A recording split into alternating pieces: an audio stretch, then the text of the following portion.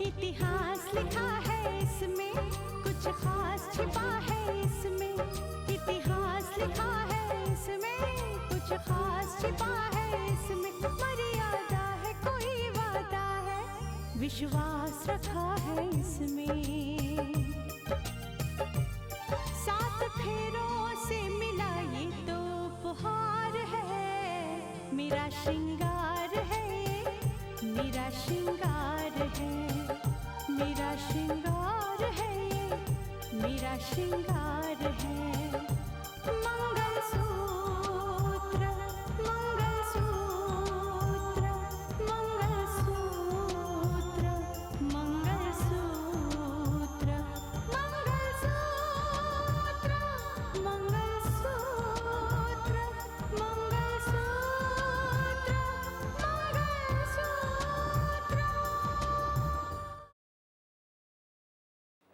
तुमसे मुझे कुछ बातें करनी है। समझना है कि तुम्हारे साथ क्या हुआ। जो भी है मुझसे कहो। वक्त कम है हमारे पास। सबसे पहले राहुल के घर जाओ साक्षी, और सबके सामने कहो कि तुम राहुल के बच्चे की मां बनने वाली हो। मैं कुछ नहीं जानता साक्षी। अब हमारे रास्ते अलग हो चुके हैं। नहीं राहुल, लेकिन मेरी राह तो अब बस तुम ही हो। और इस बात की पूरी कोशिश करनी होगी कि ये खबर रितिका के कानों तक न पहुंचे। ये जो तुम कर रहे हो इसे ईश्वर भी कभी माफ नहीं करता। उसे इतना दुख पहुंचाकर आखिर क्या हासिल कर लोगे तुम? हाँ, क्या हासिल कर लोगे बेटा?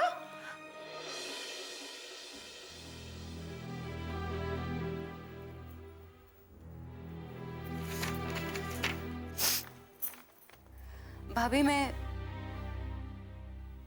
ये घर छोड़कर जा रही हूँ। मैं जानती हूँ कि मेरे जाने से और किसी को दुख हो ना हो, लेकिन आपको जरूर दुख होगा। इसलिए आपसे प्रार्थना करती हूँ कि मुझे तलाशने की कोशिश मत कीजिएगा।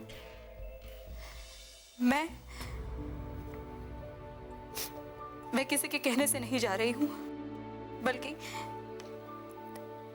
अपने लिए एक सजा समझकर ये घर छोड़कर जा रही हूँ। मैं अपने बच्चे को इस दुनिया में लाना चाहती हूँ। शायद ये घर में रहकर ये मुमकिन नहीं है, इसलिए मैं ये घर छोड़कर जा रही हूँ। मैं अगर जिंदगी रही तो हमारी मुलाकात जरूर होगी। तलाश करने की कोशिश मत कीजिएगा। आपकी साक्षी। साक्षी, ये क्या किया? क्या हो गया? मानस, साक्षी घर छोड़कर चली गई और उसे एक खत छोड़ा है, लिखा है कि उसे तलाश करने की कोशिश ना करे। हर बात की जिम्मेदारी औरत के कंधों पर ही क्यों होती है? कभी समाज के नाम पर, कभी खानदान के नाम पर, कभी इज्जत के नाम पर, कभी मान मर्यादा के नाम पर, लेकिन हर बात की जिम्मेदारी औरत के कंधों पर ही होती है। क्यों? रितिका, मैं ये सब नहीं जानता। मैं सिर्फ इतना जानता हूं कि पापा अपनी जगह ठीक है। क्या ठीक है मानस? क्या ठीक है? कल भी औरत को अपने बारे में फैसले करने का हक नहीं था, और आज भी हालात तो वही है। कभी समाज, कभी मर्यादा, कभी इज्जत के नाम पर औरत के कदमों में जंजीरें पहनाने की कोशिश की जाती है। उसे दबकर कुचलकर जीने के लिए मजबूर किया जाता है। और अगर गलती से कोई ममता के हाथ मजबूर होकर यह फैसला मानने से इनकार कर देना, तो उसे इसी तरह से घर से निकाल दिया जाता है। रितिका प्लीज, साक्षी को किसी ने नहीं निकाला है। उसने अपनी मर्जी से घर छोड़ा है। हाँ, उसने खुद अपनी मर्जी से ये घर छोड़ा है। मैं मानती हूं, क्योंकि वो जानती थी कि अगर वो इस घर में रहेगी तो उसे अपने बच्चे की कुर्बानी देनी होगी। वो नहीं चाहती थी कि उसके बच्चे की कुर्बानी दी जाए, और इसीलिए वो ये घर छोड़कर चली गई, खुद चली गई।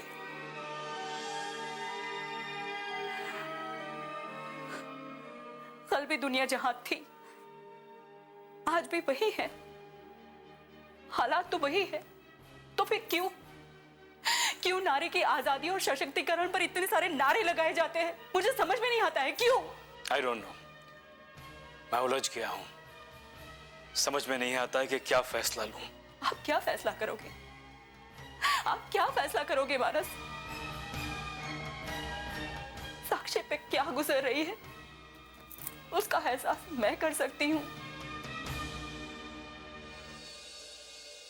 मुझे पता है कि वो किस हालात से गुजर रही होगी। चाहे आप लोग माने या ना माने, मैं साक्षी को तलाश करूंगी, हर हालत में करूंगी, हर मुमकिन कोशिश करूंगी। मैं उसे इस हालत में दर दर की ठोकरें खाने के लिए नहीं छोड़ सकती हूं। उसे इस घर में किसी भी कीमत पर लाऊंगी, मैं किसी भी हालत में लाऊंगी।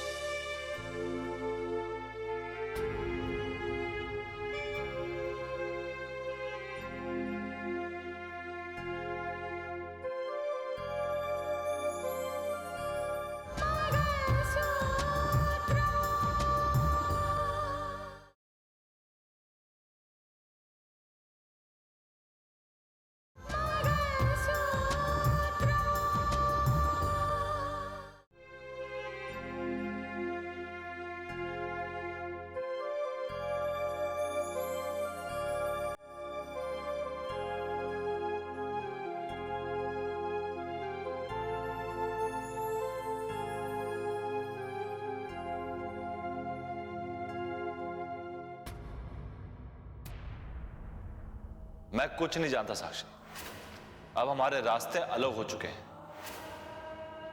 समझाओ इसे, समझाओ इस लड़की को।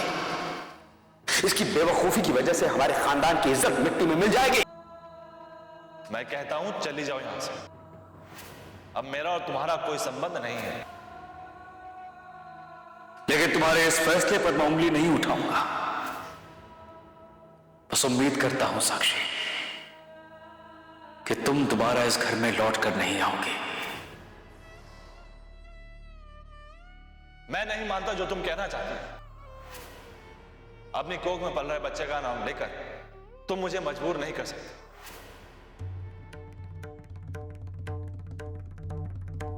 मत रोको इसे। मैं समझ लूंगा कि मेरी बेटी मर गई, कोई बेटी पैदा नहीं की मैंने।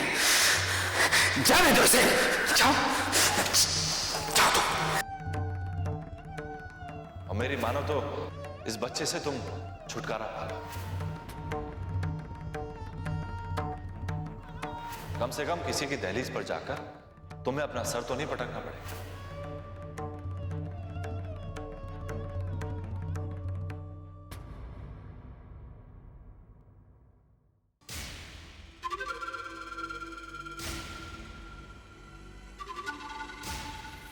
अरे स्नेहा, तुम्हें यहाँ आते वक्त किसी ने देखा तो नहीं ना? नहीं, आते वक्त मैंने पूरी तरह से ख्याल रखा था कि कोई मेरे पीछे ना आए। खैर, तुम्हारा इस तरह निकलना भी खतरे से खाली नहीं। जानता हूँ, लेकिन इस बात का भी एतमाद है कि पुलिस जितनी आसानी से गुलशन भाई को गिरफ्तार कर पाई है ना, उतनी आसानी से सुंदरलाल को नहीं कर पाएगी। खैर बताओ, किस लिए मिलने के लिए बुलाया था? हाँ स्नेहा, वो तुम्हें बताना था कि गुलशन भाई की पत्नी मेघना मुझसे मिलने आई थी। उन्हें भी हमारे प्लान के बारे में गुलशन भाई ने सब कुछ बता दिया है, इसलिए अब उन्हें भी इस प्लान में शामिल करना होगा और बहुत जल्द वो तुमसे भी मिलेंगी। ओह, तो उन्हें भी साथ लेकर चलना होगा। अरे भाई, एक पुरानी कहावत है कि बेईमानी के कारोबार में ईमानदार लोगों की सख्त जरूरत होती है। वरना किसी के हाथ कुछ नहीं लगता। इसलिए उन्हें तो शामिल करना ही पड़ेगा। पर नॉट टू वरी, वो हर काम में तुम्हारी भी पूरी पूरी मदद करेंगी। ठीक है, मुझे तुम्हारी बात का ख्याल रहेगा। एक और बात का ख्याल रहे कि जब तक विपिन पुलिस कस्टडी में है, जब तक वो रिहा नहीं हो जाता, तुम किसी भी हालत में और किसी भी कीमत पर उससे मिलने नहीं जाओगी स्नेहा, क्योंकि तुम्हारा उससे मिलना, ऐसा करना तुम्हें शक के दायरे में डाल सकता है। मैं किसी से नहीं डरती सुंदर। मुझे अच्छी तरह से पता है कि मैं तुम्हारे घर पे रह रही हूं और इसकी वजह से सवाल उठेंगे, लेकिन मैं इन सवालों से नहीं डरती। देखो देखो देखो स्नेहा, ये अलग बात है, उसका ताल्लुक तुम्हारी जाती जिंदगी से, लेकिन यहां तुम्हारा शामिल होना या विपिन से मिलने जाना तुम्हें शक के घेरे में डाल सकता है। लोगों के दिल में ये बात का शक पैदा हो सकता है कि तुम उससे मिलने क्यों गई थी, और तुम्हारा ऐसा करना हमारे प्लान को फेल कर सकता है। प्लीज समझने की कोशिश करो, तुम किसी भी कीमत पर विपिन से मिलने नहीं जाओगी। और हाँ, विपिन जब रिहा भी हो जाएगा तब भी तुम उससे नहीं मिलोगी। विपिन रिहा होने के बाद खुद तुमसे मिलने आएगा। मुंजाल के बेटे गौरव के बारे में जो तुमने मुझे बताया था, उस प्लान का क्या हुआ? अब तक उस प्लान को अंजाम दिया जा चुका होगा। एक मिनट, ये लो कुंदन का ही फोन। हाँ कुंदन, क्या हुआ मेरे काम का?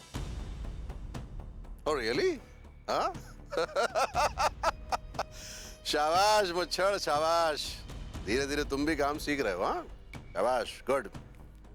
लो काम हो गया। उसकी गाड़ी का ब्रेक फेल किया जा चुका है, वो उसी गाड़ी में सवार रफ्तार से निकल पड़ा है। कहीं ऐसा ना हो कि आज की रात, आज का ये पल उसकी जिंदगी का आखिरी पल हो और बहुत जल्द उसके सर्वनाश की खुशखबरी हम तक पहुंच जाएगी। भगवान उसकी आत्मा को शांति दे। स्वाहा स्वाहा स्वाहा स्वाहा।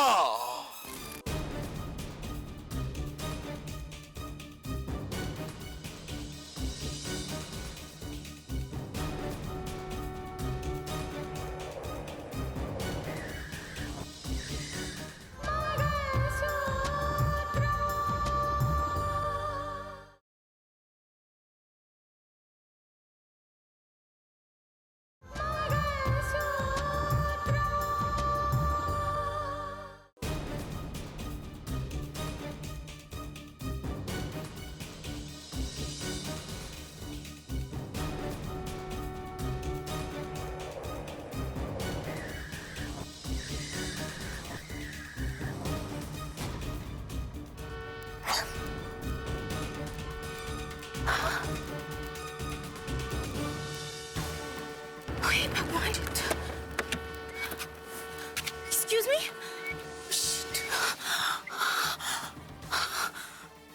क्या करूं?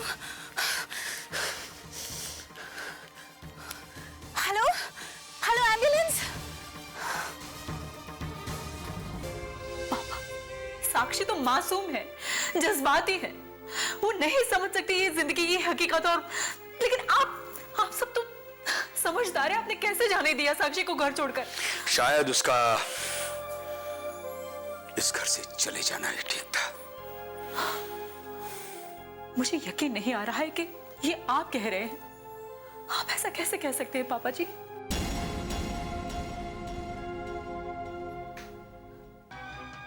मैंने तो सुना था कि माँ बाप के दिल मोम से होते हैं, फिर आपका दिल पत्थर का कैसे हो गया पापा?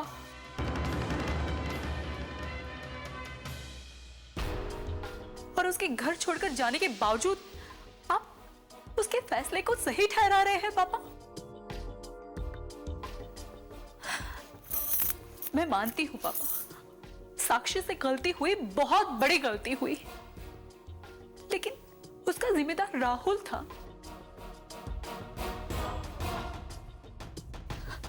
आप दोनों ने उसे टूटने बिखरने के लिए बाहर जाने दिया, घर छोड़कर जाने दिया। कैसे पापा, कैसे? बहू, जो इंसान गलती करता है उसकी सजा उसे खुद भुगतनी पड़ती है।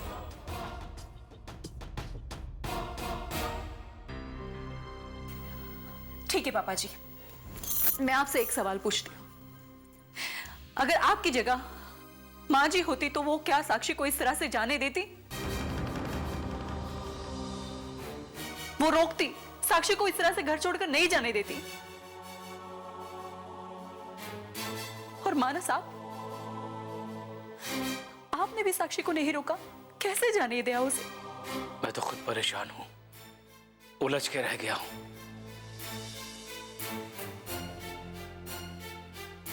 समझ में नहीं आ रहा है कि सही क्या है, गलत क्या है। मैं क्या कोई फैसला लूंगा? देखो बहू, एक बात अच्छी तरह से सुन लो और समझ लो।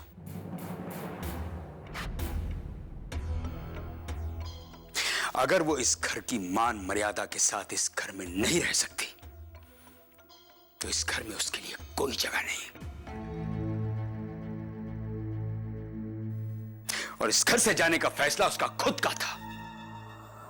अगर वो अपने तौर तरीकों से अपनी जिंदगी जीना चाहती है तो इस घर में रहने का उसे कोई हक नहीं है। कोई हक नहीं है उसे इस घर में रहने का। और उसे ही क्यों, जिसे भी इस घर की मान मर्यादा का ख्याल ना हो, उसे इस घर में रहने का कोई हक नहीं है, चाहे वो मैं खुद क्यों ना हूं।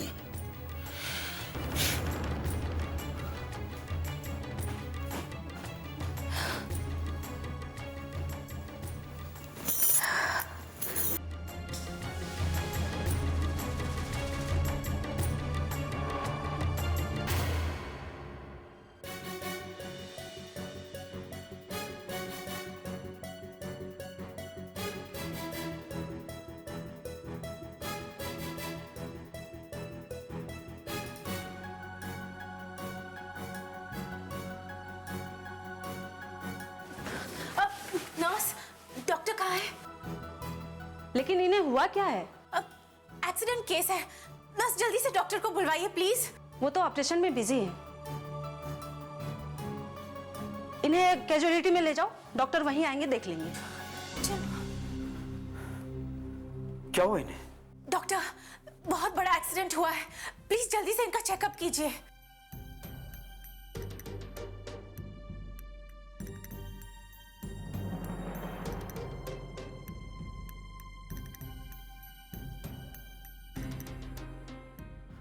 बाय द वे, आप कौन है इनकी?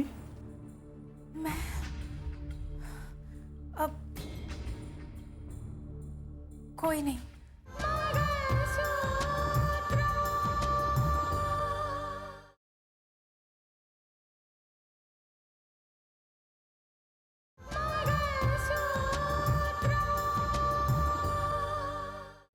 बाय द वे, आप कौन है इनकी? मैं अब कोई नहीं। आप कहना क्या चाहती? आपसे इनका कोई रिश्ता नहीं है? डॉक्टर, ये एक्सीडेंट मेरी आंखों के सामने हुआ, तो जैसे मैंने देखा मैं इनको यहाँ ले आई। फिर ये कौन है? मुझे कुछ नहीं पता डॉक्टर। देखिए, अगर इनका ट्रीटमेंट करना है तो इनके घर के किसी न किसी सदस्य को यहाँ पे होना चाहिए। डॉक्टर, इनके घर वालों का पता लग जाएगा, लेकिन आप पहले ट्रीटमेंट शुरू कर दीजिए प्लीज।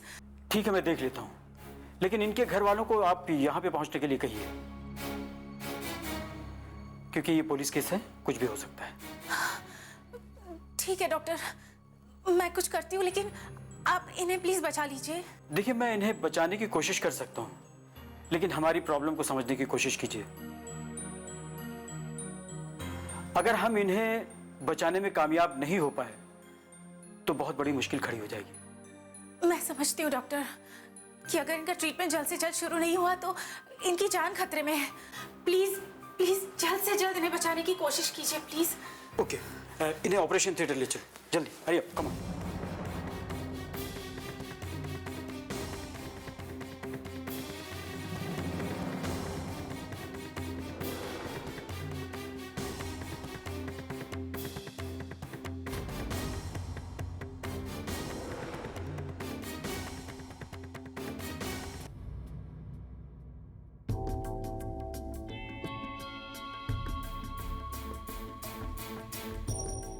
क्या करूं मैं?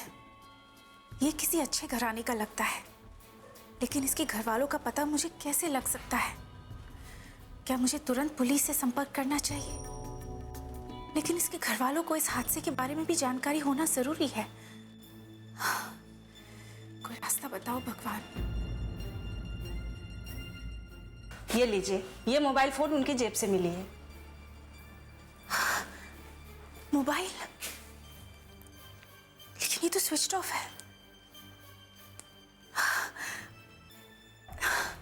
हे भगवान, तेरा लाख लाख शुक्र है।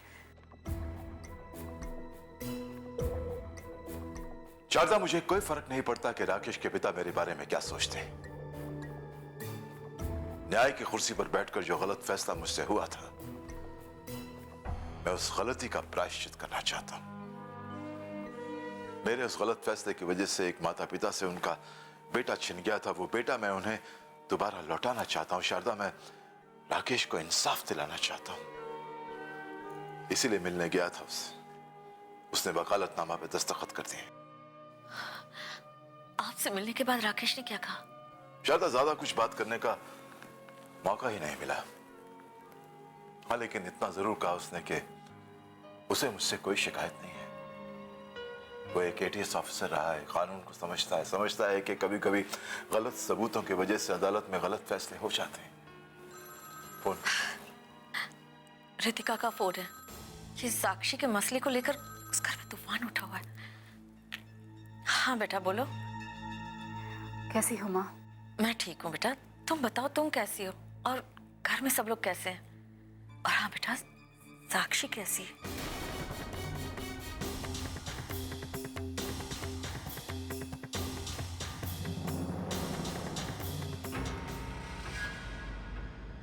कच्चे धागे से बंधा इसमें संसार।